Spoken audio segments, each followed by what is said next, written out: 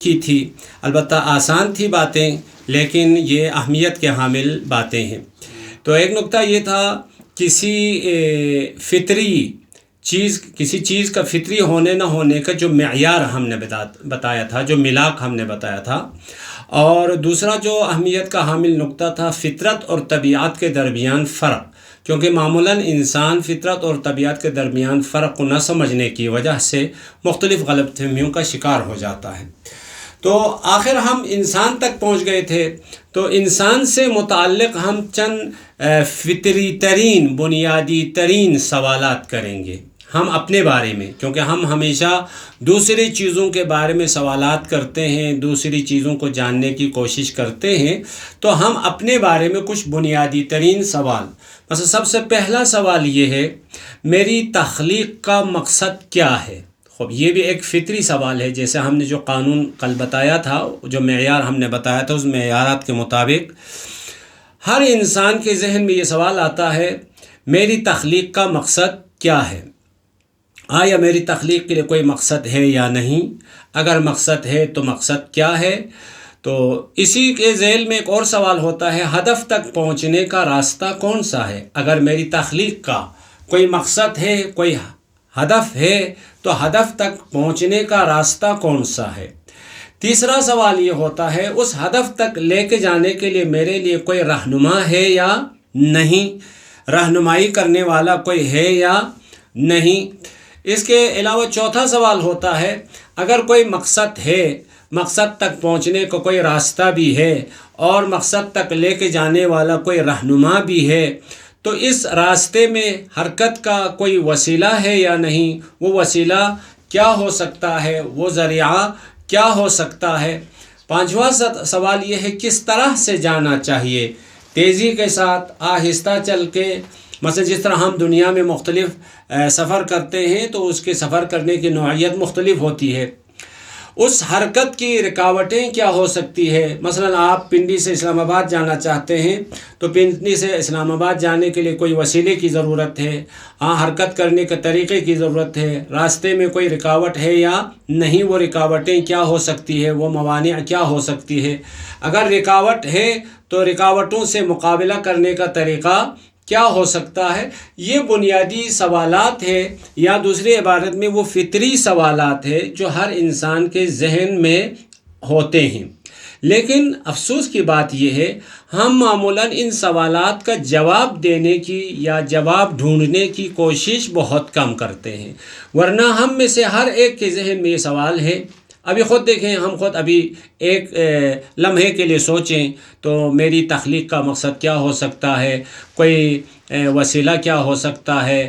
اس حرکت کے درمیان کوئی رکاوٹ ہو سکتی ہے یا نہیں؟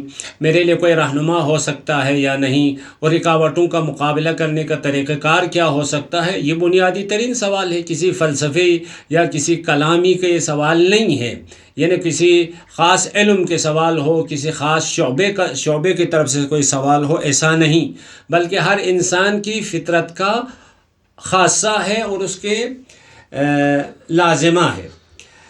اسی طرح فطری امور میں سے ہر انسان کی آرزو، جیسے ہم نے کل کہا تھا نا، فطرت کے دو پہلو ہیں، فطری آگاہی اور فطری میلانات اور رجحانات، یعنی کچھ علم ایسے ہیں جو سیکھے بغیر، کسی استاد کے پاس، کسی کتاب کو پڑھے بغیر آپ کے پاس علم ہے، اس کو فطری آگاہی کہا تھا، جیسے ہم نے کل مثال بھی تھی۔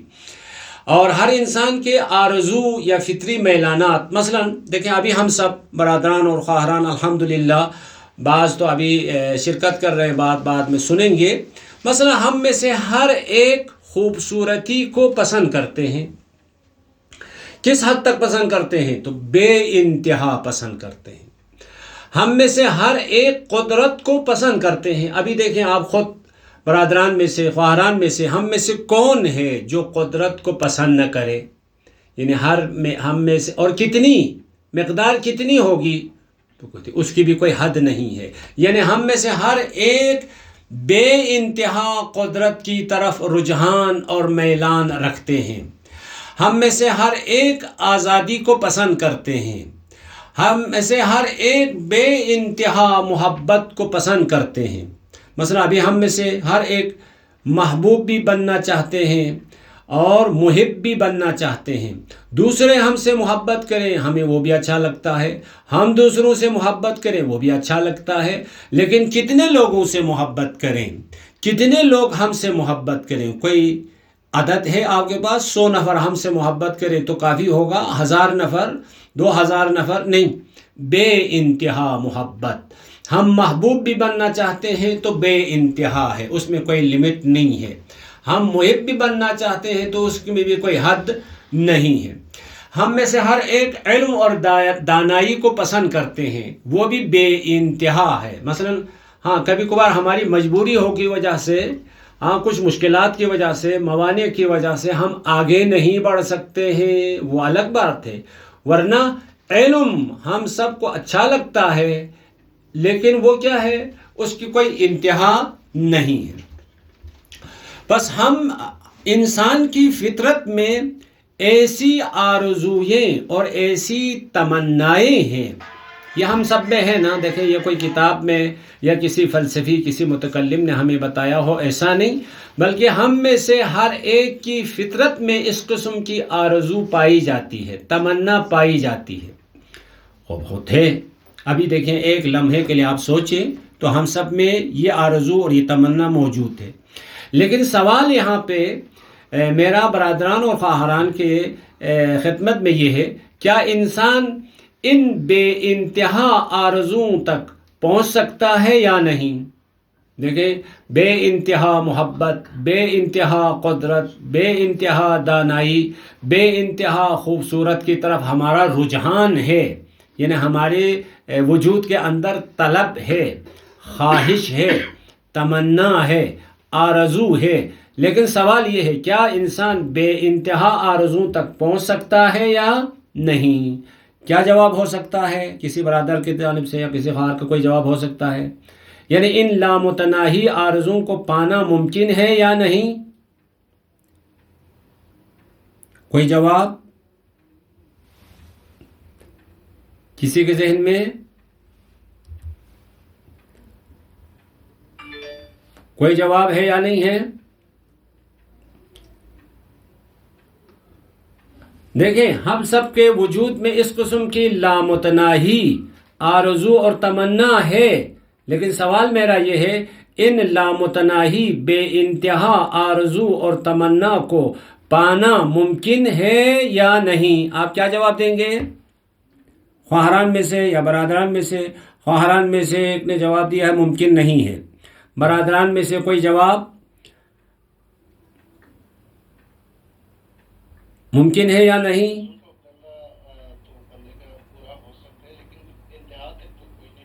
کوئی نہیں پہنچ سکتا. یعنی پانا ممکن ہے یا نہیں، میرا سوال کا یہ تھا. ہاں ایک نے جواب دیا ہے آواز بہت کمزور ہے.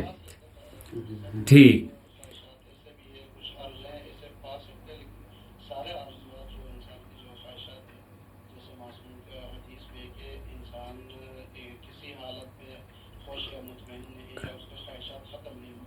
ختم نہیں ہوتی ہے لیکن پانا ممکن ہے نہیں ہے. ٹھیک ہے. بہرحال خواہران میں سے بعض نے صراحت کے ساتھ جواب دیا پانا ممکن نہیں ہے، اور برادران بھی شاید اس طرح سے رائے رکھتے ہیں کہ پانا ممکن نہیں ہے. اور میرا سوال یہ ہے اگر ان لامتناہی خواہشات کا پانا ممکن نہیں ہے تو اس خدائے حکیم نے ہمارے وجود میں ایسا رکھا کیوں؟ یہ تو خدا کی حکمت پہ سوال آتا ہے نا. آپ کے وجود میں، آپ کی فطرت میں لامتناہی قدرت کی طرف رجحان ہو، بے انتہا علم و دانائی کی طرف رجحان ہو، میلان ہو، لامتناہی حسن اور خوبصورتی کی طرف رجحان ہو، لیکن ان رجحان اور آرزو کو پانا ممکن نہ ہو تو خدا کی حکمت پہ سوال آتا ہے. ہاں ان تمام لامتناہی آرزوؤں کا پانا ممکن ہے، لیکن جب ممکن ہے تو اگلا سوال یہ ہوگا کب ممکن ہے، کیسے ممکن ہے، کس راستے سے ہو سکتا ہے. بس ہماری فطرت کے اندر ہمارے وجود کے اندر اس قسم کے رجحانات تو ہے نا، خواہشات ہے. لیکن ہاں یہاں ایک اشتباہ ہو جاتا ہے، وہ یہ ہے اس دنیا میں پانا ممکن نہیں ہے. ہاں دیکھیں، اصلاً پانا نہیں ہے، ممکن نہیں ہے، یہ بات غلط ہے. ہاں اس دنیا میں پانا ممکن نہیں ہے کیونکہ یہ دنیا محدود ہے، ہماری آرزو لامتناہی ہے. بس ایک محدود مکان، محدود جگہ میں لامتناہی. جی بہت اچھا، بہت اچھا، ٹھیک ہے.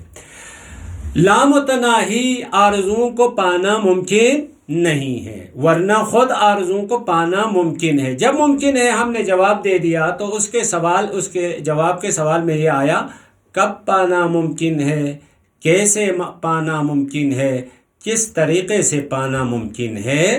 تو انہی لامتناہی فطری رجحانات کے حصول کے لیے دین وہ واحد نسخہ ہے جس کے ذریعے انسان بے انتہا تک پہنچ سکتا ہے.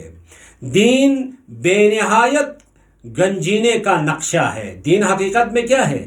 دین میں لامتناہی، وہ جو انسان کی فطرت کے اندر لامتناہی رجحانات ہے، لامتناہی آرزو ہے، لامتناہی اس کے مثلا یہ انسان ہمیشہ باقی رہنا چاہتا ہے. اب ہمیشہ باقی رہنا چاہتا ہے، بس یہ آرزو فطری ہے، لیکن دنیا میں باقی رہنا ممکن نہیں ہے. لیکن اس نے رہنا ہمیشہ کے لیے، اس نے پانا لامتناہی علم، اس نے پانا لامتناہی قدرت، اس نے حاصل کرنا ہے لامتناہی حسن. تو دین وہ واحد نسخہ ہے جس کے ذریعہ انسان بے انتہا تک پہنچ سکتا ہے. دین حقیقت میں بے نہایت گنجینے کا نقشہ ہے. خب جب دین کی بات آ گئی، دین کو ہم ایک عمارت سے، مثلا ایک گھر سے ہم تشبیہ دیتے ہیں. ہم میں سے ہر ایک ابھی الحمدللہ گھر میں ہی بیٹھے ہوئے ہیں یا ہاسٹل میں یا کسی کمرے کے اندر بیٹھے ہوئے ہیں نا. ہم گھر بناتے ہیں. کیوں گھر بناتے ہیں؟ اس لیے تاکہ اس گھر کے چھت تلے اپنی فیملی کے ساتھ، اپنے دوستوں کے ساتھ، آرامش کے ساتھ، سکون کے ساتھ، چین کے ساتھ رہ سکیں. گھر کے تخلیق کا فلسفہ اور مقصد یہ ہے. سرما گرما، مثلا ابھی ہم بلتستان میں رہتے ہیں، اس سردی میں اور سردی سے بچ سکیں، گرمی سے بچ سکیں. بہرحال خلاصہ گھر بنانے کا مقصد یہ ہے ہم اپنی فیملی کے ساتھ، اپنے دوستوں کے ساتھ، آرامش کے ساتھ، سکون کے ساتھ ایک چھت تلے زندگی بسر کر سکیں. یہ گھر کی تخلیق کا اور گھر بنانے کا مقصد ہے. لیکن یہ مقصد کب حاصل ہوگا؟ فقط آرزو ہے تو مقصد حاصل ہوگا، بلکہ کچھ اصول کی رعایت کرنے کی ضرورت ہے. یعنی اصولوں کی رعایت کرتے ہوئے آپ گھر بنائیں گے تو آپ کو یہ مقصد ملے گا. لیکن اگر آپ اصولوں کی رعایت نہیں کریں گے تو آپ کو یہ مقصد حاصل نہیں ہوگا. ایک گھر کے ہم عمومی طور پر جب تقسیم کرتے ہیں تو اس کے 5 حصے، 5 پارٹ ہو سکتے ہیں، 5 حصے ہو سکتے ہیں. سب سے پہلا حصہ ہے بنیاد، جس کو ہم فاؤنڈیشن کہتے ہیں. ہر گھر کی ایک بنیاد ہوتی ہے. دوسرا حصہ ہے اس گھر کا ڈھانچہ اور عمارت ہے، پلر ہے، دیوار ہے وغیرہ. تیسرا حصہ اس گھر کے اندرونی تعمیرات کے ہیں یا اندرونی ڈیکوریشن کے ہیں یا آرائش کے ہیں. گھر بنانے کے بعد، کمرہ بنانے کے بعد اس کمرے کو آپ بناتے ہیں، رنگ روغن کرتے ہیں، اس کو خوبصورت کرتے ہیں. یہ تیسرا. چوتھا حصہ اس گھر کا بیرونی منظر یا بیرونی ویو جو کہتے ہیں. ایک 5واں حصہ ہے اس گھر کے امنیتی اور سیکورٹی انتظام ہے، جس کو ہم معمولاً دیوار ہے یا دروازہ وغیرہ بنا کر اس کو بند کرتے ہیں. دیکھیں یہ 5 حصے ہو گئے ایک گھر کے. گھر کے لیے ایک بنیاد کی ضرورت ہے، ڈھانچہ اور عمارت کی ضرورت ہے، اندرونی تعمیرات اور ڈیکوریشن کی ضرورت ہے، بیرونی منظر اور ویو کی ضرورت ہے، امنیت اور سیکورٹی کے انتظام کی ضرورت ہے. اگر ان میں سے ایک چیز نہ ہو، بنیاد نہ ہو، تو ظاہر سی بات وہ گھر بنے گا ہی نہیں. اگر ڈھانچہ اور عمارت ہو پھر بھی وہ گھر بنے گا ہی نہیں. بنایا ہے لیکن اندرونی ڈیکوریشن نہ ہو تو ہمیں پھر سکون نہیں آتا ہے، اچھا نہیں لگتا، اس لیے ہم کتنا خرچہ کرتے ہیں اس کے ڈیکوریشن پر. اور اسی طرح باہر کے ویو اور منظر کو ہم خوبصورت طریقے سے بناتے ہیں. لیکن یہ سب کچھ ہو، بنیاد بھی ہو، عمارت بھی ہو، ڈیکوریشن بھی ہو، منظر بھی ہو بیرونی، لیکن سیکورٹی اور امنیتی انتظام نہ ہو، دروازہ نہ ہو، یا دروازہ ہے دروازہ بند کرنے کا سلسلہ نہ ہو، تو کیا ہو جاتا ہے؟ پھر بھی ہمیں سکون نہیں آتا ہے۔ اس میں حیوان آ سکتا ہے، درندے آ سکتے ہیں، چور آ سکتا ہے، ڈاکو آ سکتا ہے۔ خوب ٹھیک، ان تمام چیزوں کی ضرورت ہے، ٹھیک ہے۔ جب یہ عناصر کامل طریقے سے وجود میں آ جاتے ہیں تو ایک اچھا سا خوبصورت سا گھر بنتا ہے۔ ایک خوبصورت سا گھر بنتا ہے تو اس خوبصورت سے گھر میں ہم سکون کے ساتھ، آرامش کے ساتھ، اس کی چھت تلے اپنی فیملی کے ساتھ، اپنے دوستوں کے ساتھ سکون کے ساتھ زندگی بسر کرتے ہیں، یعنی گھر کا مقصد حاصل ہو جاتا ہے۔ تو اسی طرح دین کے بارے میں ہم نے کہا، دین وہ واحد نسخہ ہے، دین وہ واحد گنجینہ ہے جو انسان کو انسان کی فطری لامتناہی آرزوؤں تک پہنچانے کا وسیلہ ہے۔ یعنی دین کے علاوہ کوئی اور ہمارے پاس وسیلہ نہیں ہے، دین کے علاوہ کوئی اور چیز نہیں جو انسان کو اس میدان میں رہنمائی کرے۔ یعنی وہ جو فطری میلانات ہے، فطری خواہشات ہے، جو اگر آپ نے نوٹ کر لیا ہو تو دین واحد ہے، لیکن یہ دین کا یہ مقصد کب حاصل ہوگا؟ خب دین کے بھی 5 عناصر ہیں، ان عناصر کو صحیح طرح سے سیکھ کر صحیح طرح سے مان لیں گے، صحیح طرح سے عمل کریں گے تو دین آپ کو بے انتہا تک پہنچا دے گا۔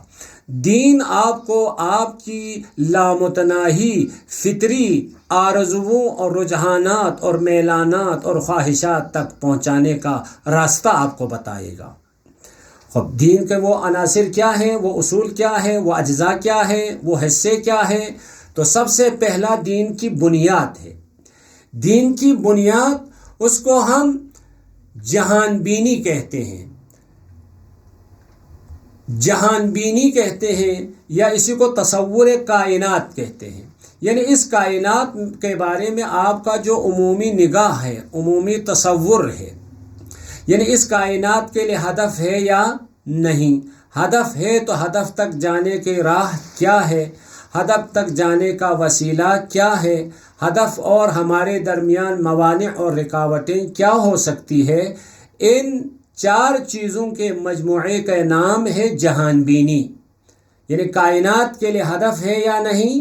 کائنات کا ایک حصہ ہم انسان بھی ہے نا، خود انسان کے لیے ہدف ہے یا نہیں؟ ہدف تک پہنچنے کی راہ کیا ہے؟ وسیلہ کیا ہو سکتا ہے؟ موانع اور رکاوٹیں کیا ہو سکتی ہے؟ اس مجموعے کا نام ہے جہان بینی یا تصور کائنات۔ بس آپ کا تصور کائنات کیا ہے؟ تصور کائنات، کیونکہ 2 ہی تصور کائنات ہو سکتے ہیں۔ ایک یہ ہے اس کائنات کے لیے کوئی ہدف نہیں ہے۔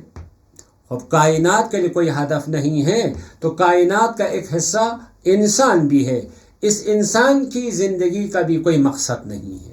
جب مقصد ہی نہیں ہے تو مقصد تک جانے کی راہ بھی نہیں ہے، جب مقصد نہیں ہے تو مقصد کو پانے کا وسیلہ بھی نہیں ہے، مقصد ہی نہیں ہے تو مقصد اور ہمارے درمیان موانع اور رکاوٹیں بھی نہیں ہیں۔ کیونکہ مقصد کی نفی ہو گئی تو راہ کی بھی نفی، وسیلے کی بھی نفی، موانع اور رکاوٹوں کی بھی نفی ہو جاتی ہے۔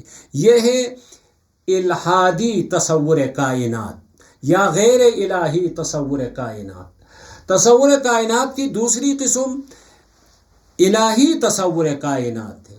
الہی تصور کائنات کا مطلب یہ ہے اس کائنات کے لیے ایک مقصد ہے، کیونکہ اس کائنات کو ایک حکیم اور علیم اللہ نے بنایا ہے، حکمت کے حامل ہے، اس کا مقصد ہے۔ جب مقصد ہے، مثلا ہم اس کائنات کا ایک حصہ ہم انسان ہے، انسان کے لیے بھی کوئی مقصد ہے یا نہیں ہے؟ جب آپ کہیں گے انسان کے لیے مقصد ہے تو خود بخود مقصد ہے تو راہ کون سی ہے؟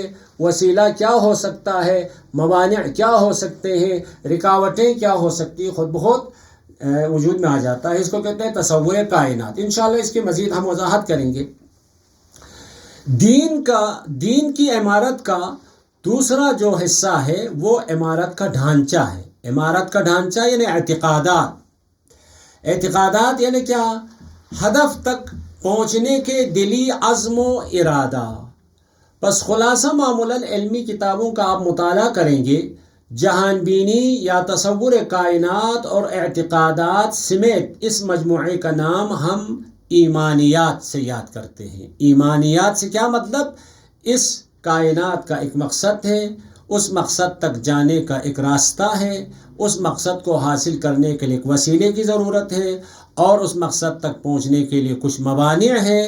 لہٰذا ہم دلی عزم و ارادے کے ساتھ اس مقصد کو پانے کے لیے، ہدف کو پانے کے لیے راستے میں ہم چلیں گے، وسیلے سے ہم استفادہ کریں گے، موانع اور رکاوٹوں کا ہم مقابلہ کریں گے۔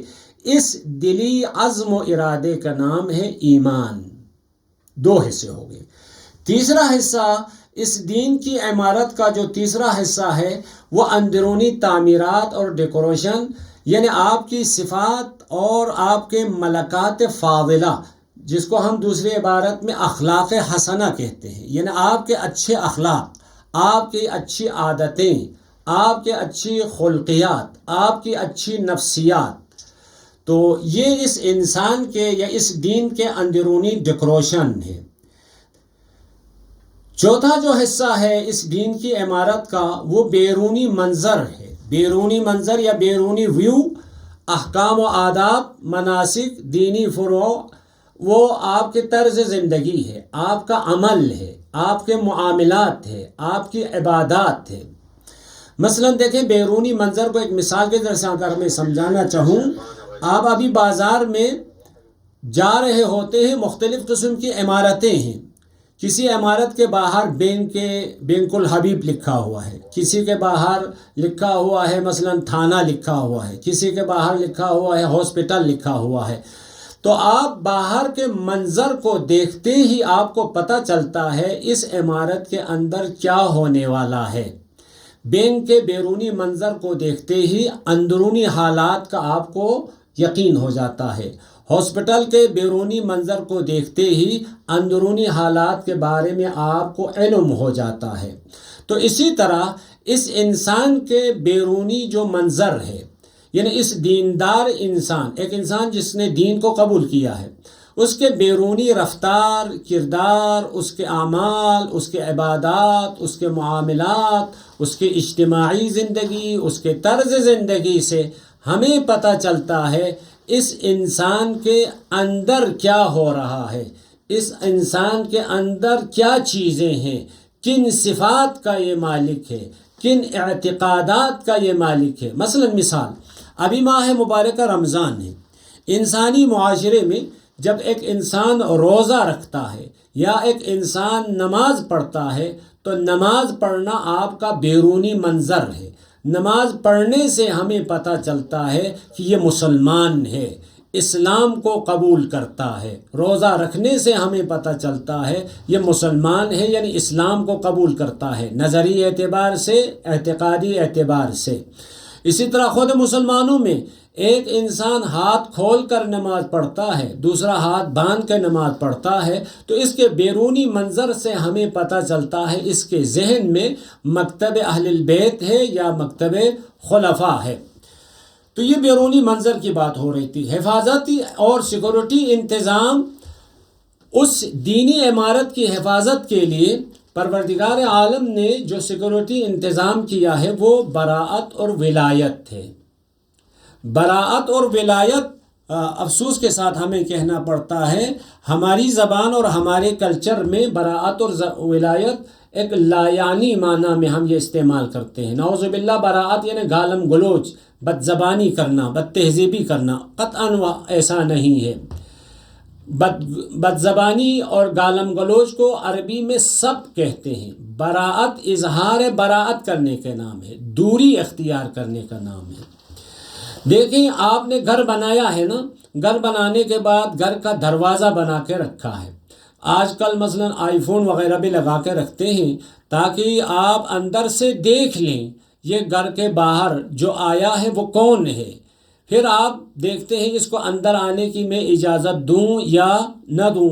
اگر جاننے والا ہے تو آپ گھر کھول کے اس کو اندر آنے کی اجازت دیتے ہیں۔ اگر کوئی انجان ہے، کوئی ڈاکو ہے، کوئی ظالم ہے، کوئی چور ہے، تو آپ گھر نہیں کھولتے ہیں، گھر بند کر کے رکھتے ہیں۔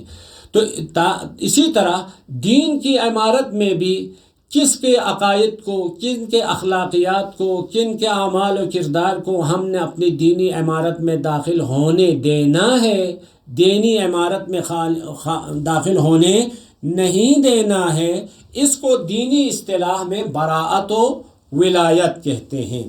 انشاءاللہ اس کی تفصیلی گفتگو ہم بعد میں طاغوت کی بحث میں اس کی تفصیلی گفتگو کریں گے، لیکن ہم یہاں پہ ایک فارمولہ اور قاعدہ کلی یہ ہم بتائیں گے، ہر وہ عقیدہ، ہر وہ اخلاق، ہر وہ روش زندگی، ہر وہ طرز زندگی جو ہماری فطرت سے ہم آہنگ ہے، کل ہم نے فطرت کی معیار بتا دیا ہے، ہاں، جو ہماری فطرت سے ہم آہنگ ہے تو اس کو ہم اپنے اس دینی عمارت میں داخل ہونے دیں گے۔ ہر وہ عقیدہ، ہر وہ اخلاق، ہر وہ عمل، ہر وہ طرز زندگی جو ہماری فطرت سے ہم آہنگ نہیں ہے، ہماری فطرت کے مخالف ہے، ہماری فطرت کے ضد ہے، اس کو ہم اس دینی عمارت میں داخل ہونے نہیں دیں گے۔ خوب، یہاں پہ جب دین کی بات ہو گئی تو دین کو ہم نے ایک عمارت کے ذریعے سے سمجھانے کی کوشش کی، کتنے عناصر ہے، خوب ہر عنصر کے ایک نام ہم نے رکھا۔ یہ شاید آپ کے لیے پہلی دفعہ یہ سن رہے ہیں، معمولاً کتابوں میں یہ باتیں آپ کو نہیں ملے گی۔ بس دین 5 عناصر پر مشتمل ہے۔ دین کی بنیاد ہے، دین کا ڈھانچہ اور عمارت ہے، دین کا اندرونی تعمیرات اور ڈیکوریشن ہے، دین کا بیرونی منظر اور ویو ہے، دین کے سیکورٹی اور امنیتی انتظام ہے۔ یہاں ٹھیک ہے، تو ہم دین جاننے کی کوشش کرتے ہیں، دین کیا ہے، دین کا اندرونی وہ سیکورٹی، بیرونی سیکورٹی کیا ہوتی ہے، اس کا بیرونی منظر کیا ہوتا ہے، اس کا ڈیکوریشن کیا ہوتا ہے، اس کی بنیاد کیا ہوتی ہے۔ تو الحمدللہ ثم الحمدللہ ہم جس دین کے بارے میں گفتگو کریں گے اس دین کی بنیاد شناخت اور آگاہی پر ہے، یعنی دین ہمیشہ علم پر استوار ہے۔ یہ دین کسی خیال پر، افسانے پر، دین خرافات پر استوار نہیں ہے۔ دین کی جو عمارت ہم نے بنائی تھی، اس عمارت کی بنیاد میں علم، آگاہی، شناخت اور معرفت ہوگی، یعنی ہماری دین کی بنیاد میں علم ہوگا، آگاہی ہوگی، شناخت ہوگی، کوئی خیال نہیں ہوگا، کوئی افسانہ نہیں ہوگا۔ خوب سوال، وہ کون سی شناخت ہے، وہ کون سی آگاہی ہے؟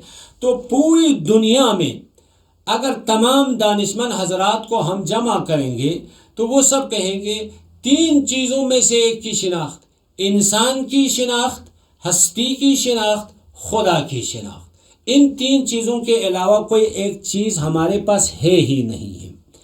انسان دیکھیں، یا انسان کو جاننے کی کوشش کرتے ہیں، یا انسان کے علاوہ ہستی کو جاننے کی کوشش کرتے ہیں، یا خدا کو جاننے کی کوشش کرتے ہیں، یا تینوں کو جاننے کی کوشش کرتے ہیں۔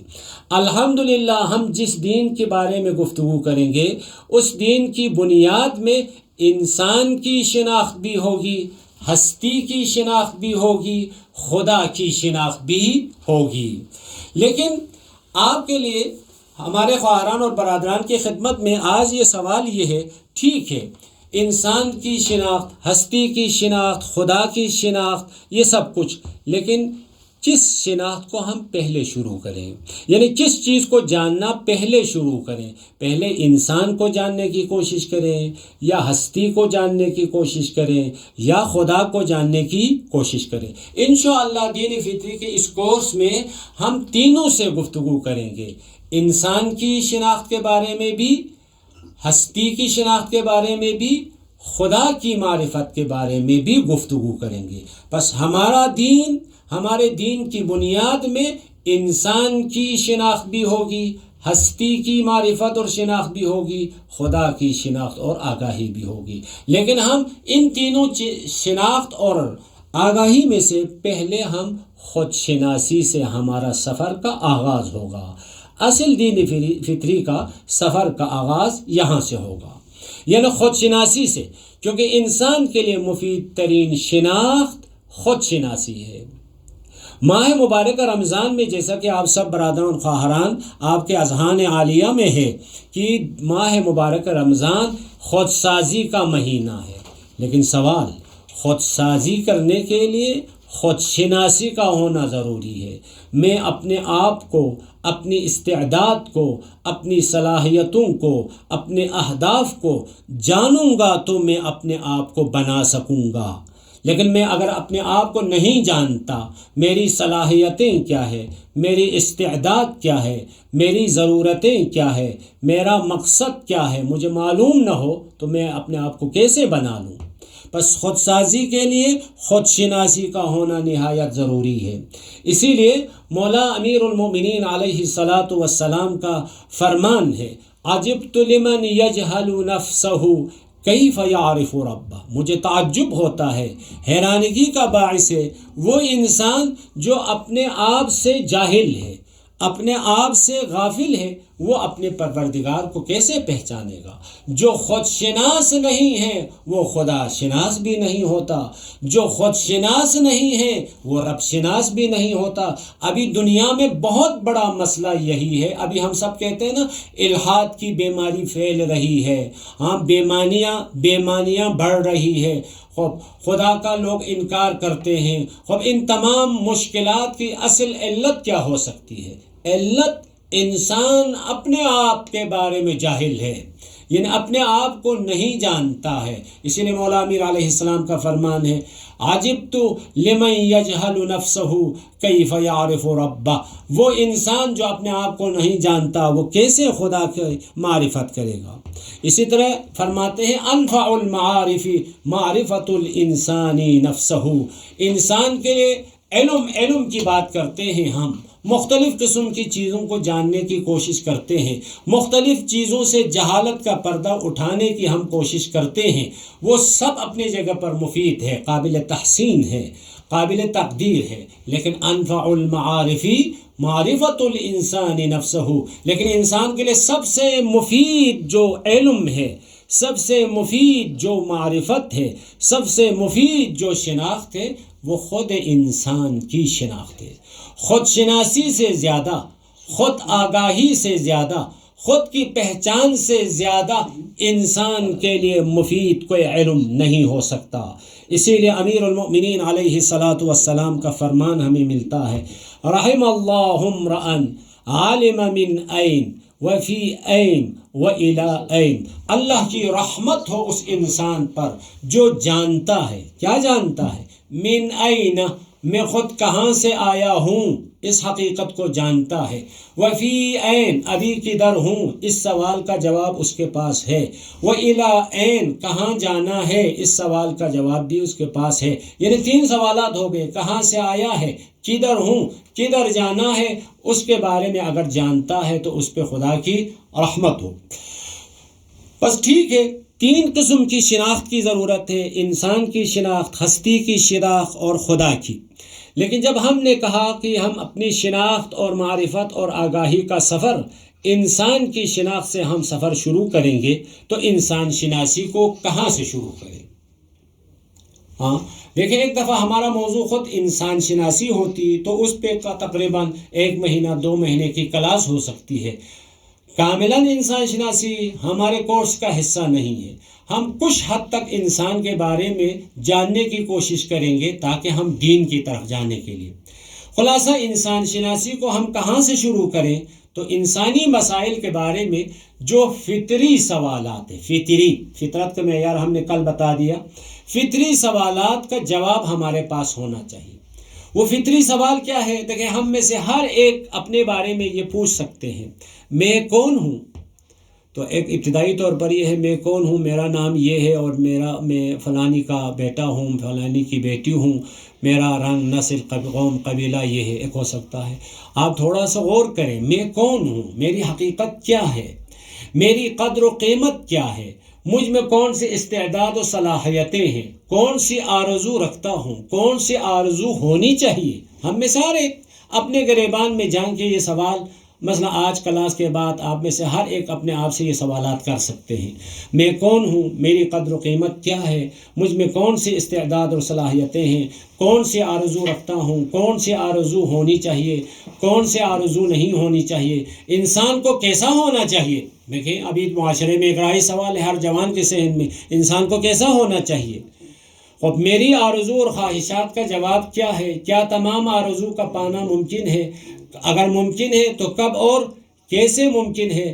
میں کہاں سے آیا ہوں، ادھر کہاں ہوں، اس جہان کی وجہ تخلیق کیا ہے، عالم کا انجام کیا ہوگا، میرا انجام کیا ہوگا، میری عاقبت کیا ہوگی، مرنے کے بعد ختم ہونا ہے یا باقی رہنا ہے، کس نے مجھے بنایا ہے، کیوں بنایا ہے، کس ہدف کی خاطر بنایا ہے۔ خب یہ تمام سوالات دیکھیں کسی علمی، فلسفی، کلامی، اصولی، منطقی کتاب پڑھنے کی ضرورت نہیں ہے، انسان اپنے گریبان میں جھانک کر خود سے یہ سوالات کر سکتا ہے۔ کس نے مجھے بنایا ہے، مجھے کسی نے بنایا ہے یا ویسے ارتقاء کی وجہ سے وجود میں آیا ہے، یا بگ بینگ کی وجہ سے میں وجود میں آیا ہوں، یا اگر ارتقاء کی وجہ سے وجود میں آیا ہے، بگ بینگ کی وجہ سے وجود میں آیا ہے، تو اس کا مطلب ہے میری زندگی کا کوئی مقصد نہیں ہے، ہدف نہیں ہے۔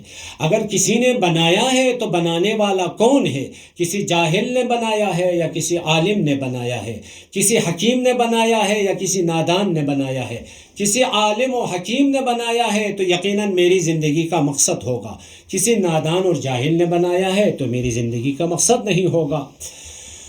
تو میرا مستقبل کیسا ہوگا؟ انسان کا مقصد کہاں ہے؟ مقصد ہے تو کہاں ہے؟ میرا مقصد و ہدف کیا ہو سکتا ہے؟ اصلاً مجھے دین کی ضرورت ہے یا نہیں؟ ہر انسان اپنے سے سوال کر سکتا ہے، وہ دین کی ضرورت ہے تو کون سا دین میرے لیے مفید ہے؟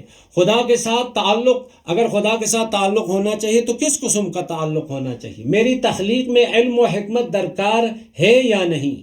مجھے نبوت کی ضرورت ہے یا نہیں؟ مجھے معاد کی ضرورت ہے یا نہیں؟ میں اصل زندگی کیوں کروں؟